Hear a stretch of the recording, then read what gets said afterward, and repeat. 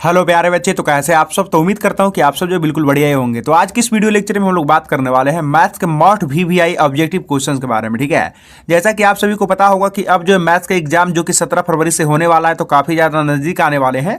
तो ऐसे में आपका जो प्रिपरेशन अच्छे तरीके से होना चाहिए। तो मैं आप सबके लिए रेगुलर बेसिस पे मैथ का क्लास जो है ऑब्जेक्टिव एंड देन सब्जेक्टिव दोनों का जो है लगातार जो है करवा रहा हूँ। ठीक है, तो आज जो है फिर से मैं आप सबके लिए लेकर के आया हूँ 40 मोस्ट वीवीआई ऑब्जेक्टिव क्वेश्चन जो कि सीधा सीधी आपके जो एग्जाम में पूछे जाएंगे। ठीक है, तो सारे के सारे बच्चे हमारे साथ जो है शुरू से लेकर के लास्ट तक एकदम से जो है कंटिन्यूअसली जुड़े रहेंगे, ताकि मैं इसमें जितने सारे क्वेश्चन का जो सॉल्यूशन करवाऊंगा वो बिल्कुल अच्छे तरीके से आपको जो समझ में आ जाए। ठीक है, चलिए बिना टाइम वेस्ट किए हम लोग जो है क्लास को जो कंटिन्यू करते हैं। तो आइए हम लोग पढ़ते हैं क्वेश्चन नंबर 1 एंड देन इसका जो करते हैं सॉल्यूशन। ठीक है, तो क्वेश्चन में पढ़ता हूं एंड देन जितने स्टूडेंट से ये वाला क्वेश्चन बनता है तो सबके सब जो आंसर देने का प्रयास करेंगे। ठीक है, तो पढ़ते हैं क्वेश्चन में क्या ही कर रहा है। यदि एक उदग्र खंभे की ऊंचाई था, उसकी भूमि पर छाया की लंबाई समान है, तो सूर्य का उन्नयन कौन है। तो सबसे पहली बात, कितने स्टूडेंट्स को लगता है कि इस क्वेश्चन को मैं बना सकता हूं, तो जल्दी से जो बना कर कमेंट सेक्शन में जो लिखिए। ठीक है, तो सबसे पहली बात मैं आपको बता देता हूं कि ये जो क्वेश्चन है काफी ज्यादा शानदार है, काफी ज्यादा इजी भी है। तो उसने कहा कि एक उदग्र खंभे की ऊंचाई था, उसकी भूमि पर छाया की लंबाई समान है। तो मैं मान लेता हूं कि यहाँ पे जो ये हमारा उदग्र खंभा है और ये रहा इसका छाया की लंबाई। ठीक है,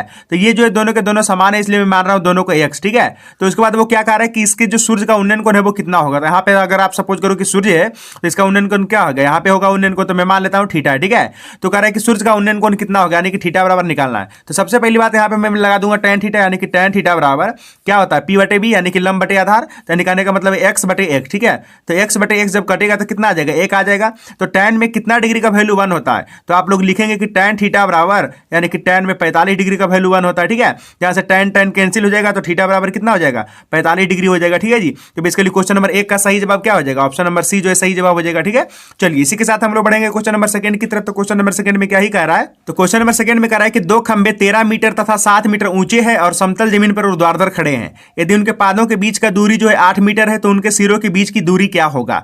तो सबसे पहली बात, इस क्वेश्चन का आंसर क्या होगा सारे बच्चे कमेंट सेक्शन में लिख दो। नहीं आता है तो वीडियो को शानदार तरीके से बिल्कुल अच्छे तरीके से जो है देखो। ठीक है, तो सबसे पहली बात यहाँ पे दो खंबा, एक 13 मीटर और एक 7 मीटर। ठीक है, तो सपोज करना कि ये हमारा पहला खंबा है जो कि 13 मीटर का है, ओके, और साथ ही साथ ये हमारा दूसरा खंबा है जो कि 7 मीटर का। ठीक है, और उसके बाद उसने कहा कि इनके पादों के बीच का जो दूरी है 8, यानी ये दो इसका पाद को मिलाने वाली रेखाखंड है, तो इसका दूरी जो है 8 मीटर है। ठीक है जी, आगे बढ़ते हैं। तो उनके सिरों के बीच की दूरी क्या होगा। देखो इनके सिरों के बीच की दूरी ये वाला है। ठीक है, ये जो है बड़ा वाला खंबा का सिरा है और ये छोटा वाला खंबा का सिरा है, तो इनके बीच का जो है दूरी निकालना है।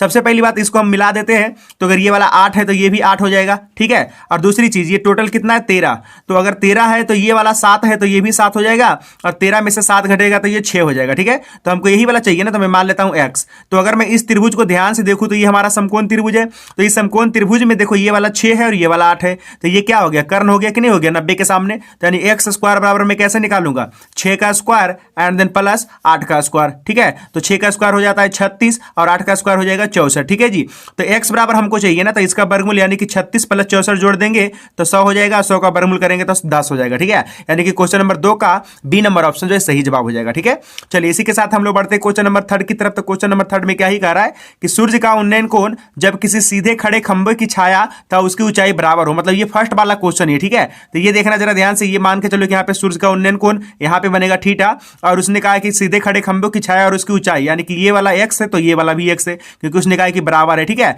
तो फिर से लगाएंगे tan थीटा बराबर x/x, यानी कि कट करके कितना हो जाएगा, तो tan थीटा बराबर 1 हो जाएगा, तो यानी कि थीटा बराबर कितना हो जाएगा, tan 45 डिग्री में हो जाएगा 1। ठीक है, यानी कि 3 का बी नंबर ऑप्शन सही जवाब हो जाएगा। क्लियर है सारे बच्चों को। चलिए कमेंट में जो करते चलिए आप सब। ठीक है, चलिए बढ़ते क्वेश्चन नंबर 4 की तरफ। तो क्वेश्चन नंबर 4 में क्या ही कह रहा है, क्वेश्चन नंबर 4 में कह रहा है कि यदि H1 तथा H2 ऊंचाई के दो मीनार के पादों को जोड़ने वाली रेखाखंड के मध्य बिंदु पर मीनारों द्वारा क्रमशः 60 डिग्री और 30 डिग्री का कोण बनता है, तो H1/H2 क्या होगा। सबसे पहली बात, ये जो क्वेश्चन है काफी बढ़िया क्वेश्चन है। तो इसने कहा है कि यहाँ पे दो मीनार है, ठीक है, जिसका ऊंचाई H1 और H2 है। तो यहाँ पे देखना, सपोज करना ध्यान से, यहाँ पे मैं ले लेता हूँ, ये रहा पहला मीनार और ये रहा दूसरा मीनार। ठीक है, इसका ऊंचाई है H1 और इसका ऊंचाई है H2। इन दोनों को मैं मिला देता हूं। तो उसने कहा है कि मिलाने वाली यानी कि जोड़ने वाली रेखा के मध्य बिंदु पर, यानी ये रहा इसका मध्य बिंदु। ठीक है, ये वाला और ये वाला बराबर है, तो यानी बराबर, तो मैं मान लेता हूं x है और ये भी कितना है, x है। ठीक है जी, उसने कहा है कि मीनारों द्वारा क्रमशः 60 डिग्री और 30 डिग्री का कोण बनता है, यानी ये वाला जो कोण है 60 डिग्री का है, ये कोण जो है 60 डिग्री का है, और ये वाला जो कोण है 30 डिग्री का है। ठीक है, और नीचे वाला जो लेंथ है वो कितना है, x, और यहाँ पे भी क्या है, x, क्योंकि उसने कहा है कि मध्य बिंदु पर जो है कट करता है। ठीक है, अच्छा जी, तो उसने कहा कि H1/H2। तो सबसे पहली बात, अगर मैं इस त्रिभुज में जाऊंगा तो इस त्रिभुज में मैं लगाता हूं tan 60 डिग्री। क्या लगाऊंगा, tan 60 डिग्री। तो tan 60 मतलब क्या होगा, P बटे बी, यानी P का मतलब H1, ठीक है जी, और बटा में क्या चाहिए, x हो जाएगा, ठीक है जी। तो यहाँ से अगर मैं H1 निकाल लूंगा तो क्या आएगा, देखना तो जरा ध्यान से, tan 60 डिग्री का वैल्यू क्या होता है, √3 और इंटू x हो जाएगा, ठीक है, यानी कि H1 बराबर √3x है, ध्यान रखना इस बात को, ठीक है।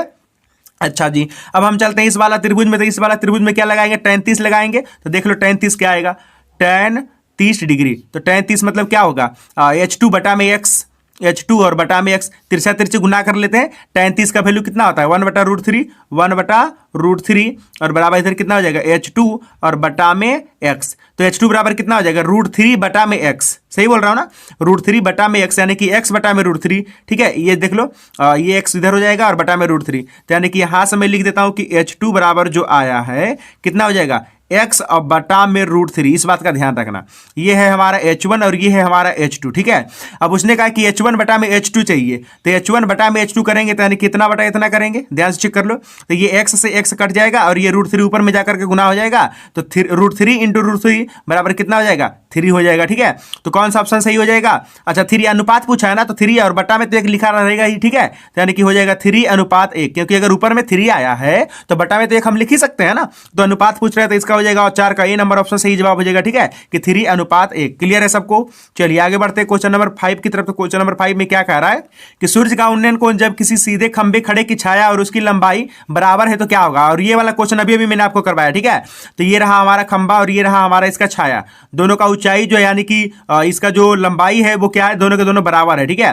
तो अगर बराबर है तो इसका जो है एंगल यानी कि उन्नयन कोण चाहिए, तो फिर से क्या हो जाएगा, tan थीटा बराबर 1, यानी कि tan थीटा बराबर क्या हो जाएगा, 45 डिग्री। बट यहाँ पे 45 डिग्री है नहीं, ठीक है। तो सबसे पहली बात मैं आपको बता देता हूँ कि 45 डिग्री जो बराबर होता है वो π/4 के इक्वल होता है, ठीक है। तो चेक कर लो कि π/4 किसमें, तो 5 का सी नंबर ऑप्शन सही जवाब हो जाएगा। 45 डिग्री बराबर π/4 ही होता है, ठीक है, ध्यान रखना इस बात का। आगे बढ़ते हैं क्वेश्चन नंबर 6 की तरफ। तो क्वेश्चन नंबर 6 में क्या ही कह रहा है कि उन्नयन कोण एवं अवनमन कोण में क्या संबंध होता है। उन्नयन कोण एवं अवनमन कोण में क्या संबंध होता है, तो उन्नयन कोण और अवनमन कोण जो हमेशा होते हैं वो बराबर होते हैं, ठीक है, यानी कि 6 का ए नंबर ऑप्शन जो है सही जवाब हो जाएगा।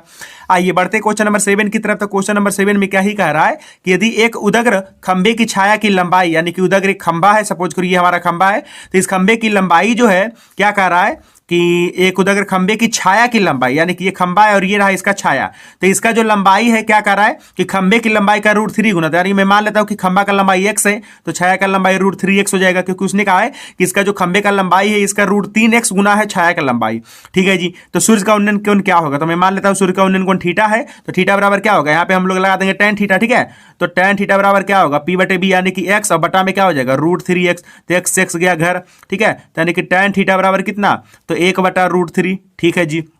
और अगर अब मैं आपसे पूछूं कि tan में कितना डिग्री का वैल्यू 1/√3 होता है, तो tan में 30 डिग्री का वैल्यू होता है 1/√3, ठीक है, यानी थीटा बराबर 30 डिग्री हो जाएगा। 7 का बी नंबर ऑप्शन जो है सही जवाब हो जाएगा, ठीक है। चलिए इसी के साथ हम लोग बढ़ेंगे क्वेश्चन नंबर 8 की तरफ। तो क्वेश्चन नंबर 8 में क्या ही कह रहा है कि वृत्त के केंद्र पर बना कोण होता है, तो वृत्त के केंद्र पर कितना डिग्री का कोण बनता है, ये देख लो, ये रहा वृत्त का केंद्र, यहाँ पे कितना डिग्री का कोण बनता है, 360 डिग्री का बनता है, यानी कि 8 का सी नंबर ऑप्शन जो है सही जवाब हो जाएगा, ठीक है। चलिए इसी के साथ हम लोग बढ़ते हैं क्वेश्चन नंबर 9 की तरफ। तो क्वेश्चन नंबर 9 में क्या ही कह रहा है कि अर्धवृत्त का कोण होता है, तो ये देखो, ये बेसिकली क्वेश्चन जो ये क्लास 9th का क्वेश्चन है, तो आपने पढ़ा होगा कि अर्धवृत्त का कोण जो है वो समकोण होता है, यानी कि 90 डिग्री का होता है, ठीक है, यानी कि 9 का ए नंबर ऑप्शन जो है सही जवाब हो जाएगा, ठीक है। आइए बढ़ते हैं क्वेश्चन नंबर 10 की तरफ। तो क्वेश्चन नंबर 10 में क्या ही कह रहा है कि दी गई आकृति में यदि टीपी तथा टीक्यू, ये रहा टीपी और ये रहा टीक्यू, ठीक है जी। तो उसने कहा कि टीपी तथा टीक्यू ओ वाले, यानी कि वो वाले किसी वृत्त पर जो स्पर्श रेखाएं वो केंद्र वाले होना चाहिए, ठीक है। तो वो केंद्र वाले किसी वृत्त पर दो स्पर्श रेखाएं टीपी तथा टीक्यू, और इस प्रकार है कि पीओक्यू बराबर 110 डिग्री, ठीक है, यानी ये वाला जो कोण है ये दिया हुआ है कितना 110 डिग्री, तो PTQ किसके बराबर होगा, PTQ यानी ये वाला एंगल पूछ रहा है, ठीक है।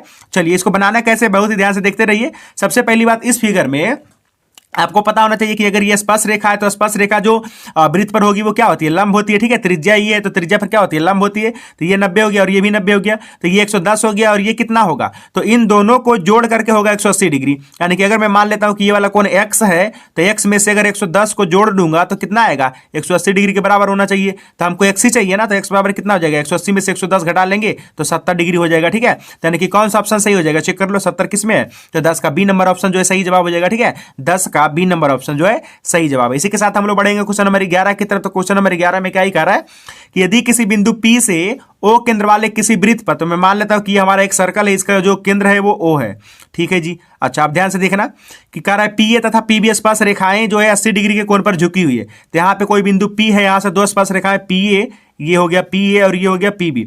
तो कितना डिग्री के कोण पर झुका हुआ है? ये झुका हुआ है 180 डिग्री के, 180 डिग्री पर, ठीक है। तो यहाँ पे मैं लिख देता हूँ 80 डिग्री के कोण पर जो है झुका हुआ, ठीक है। तो पी ओ ए चाहिए, पी ओ ए यानी कि ये वाला कोण चाहिए, ये वाला, ठीक है। तो ये वाला कोण कितना होगा? सबसे पहली बात, अगर ये 80 है तो मैंने आपको क्या कहा कि इधर सामने सामने वाला जोड़ करके 180 होना चाहिए। तो ये 80 है तो ये पूरे टोटल कितना होना चाहिए? 100 डिग्री का होना चाहिए। बट ये सिर्फ आधा पूछा है, ये दोनों कोण जो आधा आधा होते हैं, तो 100 का आधा कितना हो जाएगा? 50 डिग्री, यानी कि 11 का। ये नंबर जो है ऑप्शन सही जवाब हो जाएगा, ठीक है। चलिए इसी के साथ हम लोग बढ़ते हैं क्वेश्चन नंबर 12 की तरफ। तो क्वेश्चन नंबर 12 में क्या कह रहा है?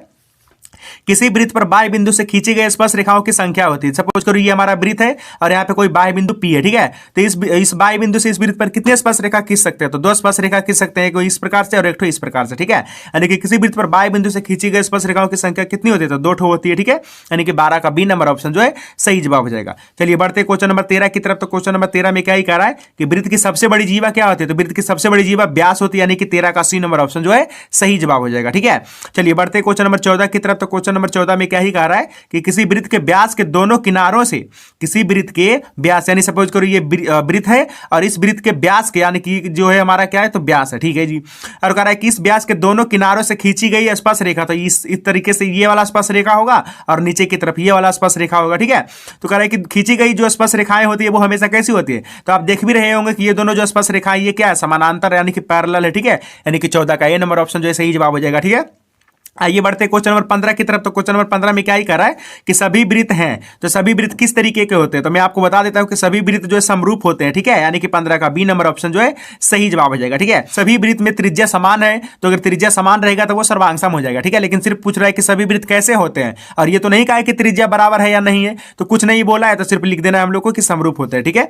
आइए बढ़ते क्वेश्चन नंबर 16 की तरफ। तो क्वेश्चन नंबर 16 में क्या ही कह रहा है कि किसी एक वृत्त पर कितनी स्पर्श रेखाएं खींची जा सकती है? तो सपोज करो ये हमारा वृत्त है, तो ये देखो इस तरीके से दुनिया भर के स्पर्श रेखा खींच सकते हैं, ठीक है। स्पर्श रेखा हम लोग उसको कहते हैं जो वृत्त के परिधि को एक बिंदु पर टच करता हुआ पार करे, ठीक है। यानी कि 16 का डी नंबर ऑप्शन जो है सही जवाब हो जाएगा कि एक वृत्त पर कितने स्पर्श रेखाएं खींची जा सकती है? तो अनंत जो है खींच सकते हैं, ठीक है। आइए बढ़ते हैं क्वेश्चन नंबर 17 की तरफ। तो क्वेश्चन नंबर 17 में क्या ही कह रहा है? दो वृत्तों के क्षेत्रफल 4 और 9 के अनुपात में है। दो वृत्तों के क्षेत्रफल 4 और 9 के अनुपात में है, तो इनकी त्रिज्याओं का अनुपात क्या होगा? तो कुछ नहीं करो, बस इसका जो है वर्गमूल कर लो, ठीक है। तो 4 का वर्गमूल 2 हो गया और 9 का वर्गमूल 3 हो गया, यानी कि 17 का बी नंबर ऑप्शन जो है सही जवाब हो जाएगा, ठीक है। आइए बढ़ते क्वेश्चन नंबर 18 की तरफ। तो क्वेश्चन नंबर 18 में क्या ही कह रहा है? 18 में कह रहा है कि कोण थीटा वाले त्रिज्यखंड का क्षेत्रफल होता है। तो आपने पढ़ा होगा कि थीटा कोण वाले त्रिज्यखंड का क्षेत्रफल क्या होता है? पाई आर स्क्वायर थीटा और बटा में 360 डिग्री। तो कौन सा ऑप्शन सही जवाब हो जाएगा? तो इसका जो है डी नंबर ऑप्शन सही जवाब हो जाएगा, ठीक है।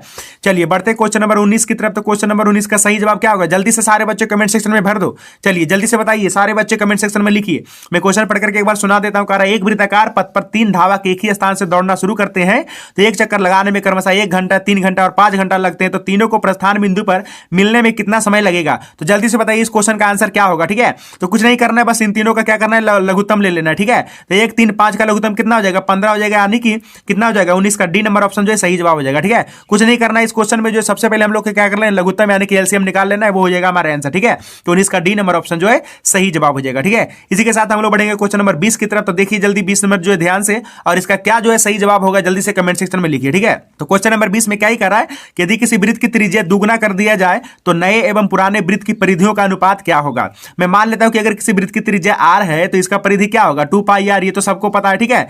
एक मिनट में इसको मिटा देता हूं, ठीक है। अच्छा ध्यान से देखना, अगर वृत्त की त्रिज्या r है तो इसका जो परिधि क्या होगा? 2 पाई r, और उसके बाद उसने कहा है कि इसका जो त्रिज्या है वो दुगना कर दिया जाए, यानी कि r के जगह पे 2 है, ठीक है।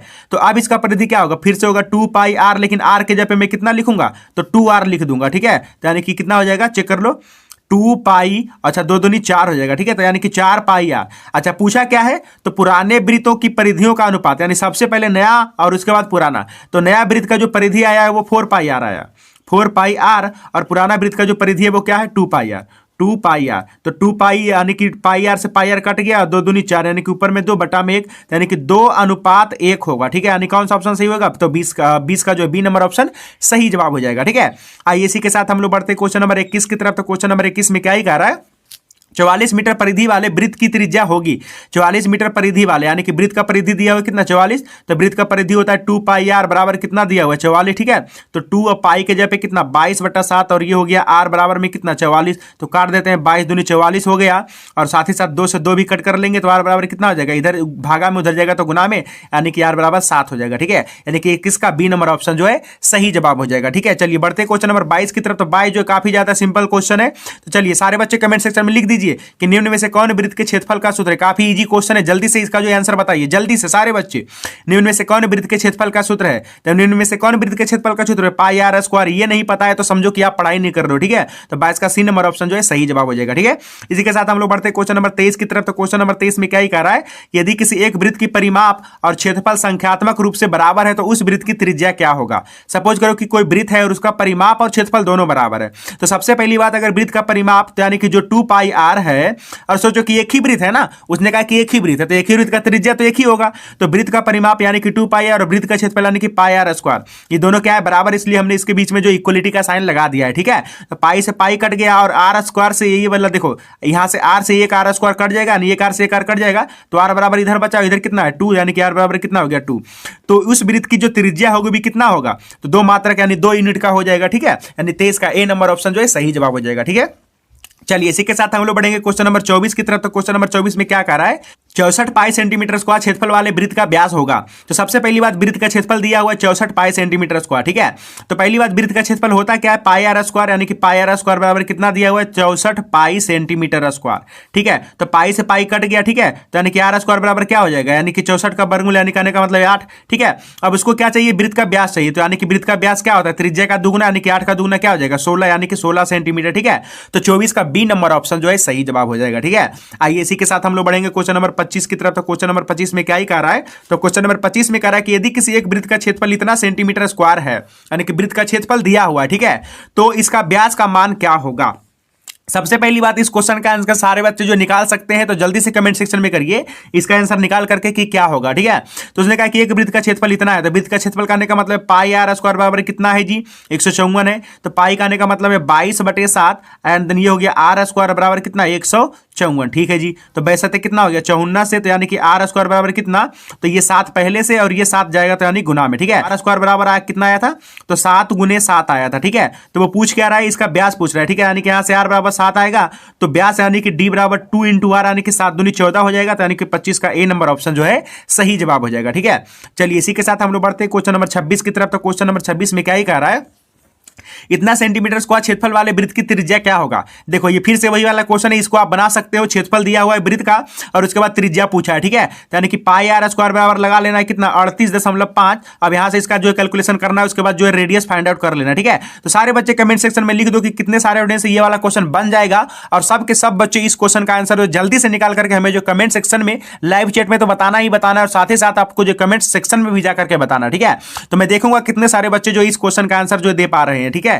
चलिए इसी के साथ हम लोग बढ़ते हैं क्वेश्चन नंबर 27 की तरफ। तो क्वेश्चन नंबर 27 में क्या ही कह रहा है कि यदि किसी अर्धवृत्त का परिमाप 72 सेंटीमीटर है तो इसकी त्रिज्या क्या होगी। सबसे पहली बात, आपको अर्धवृत्त का परिमाप याद होना चाहिए। अर्धवृत्त का परिमाप होता है r इंटू पाई प्लस 2, ठीक है। तो अर्धवृत्त का जो परिमाप है वो दिया हुआ है 72, तो उसके बाद क्या पूछा है, इसका रेडियस पूछा है, ठीक है। चलो रेडियस निकाल लेते हैं। तो यहां से देखो r पाई के जगह पे मैं कितना रखूंगा 22/7 और प्लस में कितना हो गया 2 और बराबर में कितना 72, ठीक है जी। अब इसका जो है कैलकुलेशन कर लेते हैं। तो 7 दूनी 14 और 14 में से 22 जोड़ देंगे तो कितना आ जाएगा 36 और बटा में 7 और बराबर कितना हो गया 72। तो 36 दूना 72, तो यानी कि 7 दूनी 14, क्योंकि इधर गुना में इधर जाएगा तो भागा में, सॉरी इधर भागा में इधर जाएगा तो गुना में, यानी कि r बराबर 7 दूनी 14 हो जाएगा, ठीक है। तो त्रिज्या कितना हो गया 14, यानी कि 27 का ए नंबर ऑप्शन जो है सही जवाब हो जाएगा, ठीक है। चलिए इसी के साथ हम लोग बढ़ेंगे क्वेश्चन नंबर 28 की तरफ। तो क्वेश्चन नंबर 28 में क्या ही कर रहा है कि 6 सेंटीमीटर त्रिज्या वाले अर्धवृत्त की कुल परिमिति क्या होगी। अभी मैंने आपको बताया कि अर्धवृत्त का परिमाप क्या होता है, r इंटू पाई प्लस 6, ठीक है, सॉरी पाई प्लस 2, एक मिनट, अर्धवृत्त का परिमाप क्या होता है r इंटू पाई प्लस 2। अब उसने कहा है कि इस अर्धवृत्त की त्रिज्या जो है दिया हुआ 6 सेंटीमीटर, ठीक है। तो r की जगह पे मैं 6 रख दूंगा, यानी कि 6 इंटू पाई प्लस 2 इतना क्या सेंटीमीटर, ये क्या हो जाएगा, तो ये टोटल का टोटल अर्धवृत्त का परिमाप हो जाएगा, ठीक है। इसका जो कैलकुलेशन करोगे तो आपका आंसर मिल जाएगा, लेकिन इसी फॉर्मेट में जो है दिया हुआ है, ठीक है। यानी कि 28 का देखो बी नंबर ऑप्शन जो है सही जवाब हो जाएगा, पाई प्लस 2 इंटू 6 सेंटीमीटर, ठीक है। चलिए इसी के साथ हम लोग बढ़ेंगे क्वेश्चन नंबर 29 की तरफ। तो क्वेश्चन नंबर 29 में क्या ही कह रहा है कि r त्रिज्या वाले वृत्त में थीटा थीटा कोण आर त्रिज्या वाले वृत्त में थीटा कोण त्रिज्या खंड की लंबाई होगी, तो त्रिज्या खंड की लंबाई का क्या फॉर्मूला होता है 2 पाई आर थीटा बटे 360, यानी कि 29 का बी नंबर ऑप्शन जो है सही जवाब हो जाएगा। ठीक है, इसी के साथ हम लोग बढ़ते हैं क्वेश्चन नंबर 30 की तरफ। तो क्वेश्चन नंबर 30 में क्या ही कह रहा है कि दो वृत्त के परिधियों का अनुपात 3 और 4 है, तो इनके क्षेत्रफलों का अनुपात क्या होगा। देखो, अगर परिधि का अनुपात दिया हुआ है और क्षेत्रफल का अनुपात पूछता है तो कुछ नहीं करो, बस इसका स्क्वायर कर लो। ठीक है, तो 3 का स्क्वायर हो जाएगा 9 और उसके बाद 4 का स्क्वायर क्या हो जाएगा 16। ठीक है, यानी कि 30 का डी नंबर ऑप्शन जो है सही जवाब हो जाएगा। ठीक है, तो आज के इस वीडियो लेक्चर में हम लोग जो ओनली 30 क्वेश्चन यानी 30 क्वेश्चन को ही देखेंगे, क्योंकि ये जो 30 क्वेश्चन मैंने आपको करवाया ये आपके एग्जाम के पॉइंट ऑफ व्यू से काफी ज्यादा इंपॉर्टेंट है। ठीक है, तो उम्मीद करता हूं कि जो मैंने 30 क्वेश्चन करवाया ये आपने जो बारीकी से देखा है, हर एक क्वेश्चन को अच्छे तरीके से आपने सीखा है। ठीक है, तो अगर वाकई में आपने जो सीखा है और वीडियो आपको पसंद आया तो वीडियो को कर दीजिए लाइक, एंड देन अगर आप इस चैनल पर नए होंगे तो चैनल को कर दीजिए सब्सक्राइब। ठीक है, तो मैं मिलूंगा आपसे किसी नेक्स्ट वाले क्लास में, तब तक के लिए thank you, bye, all the best and then जय हिंद, धन्यवाद।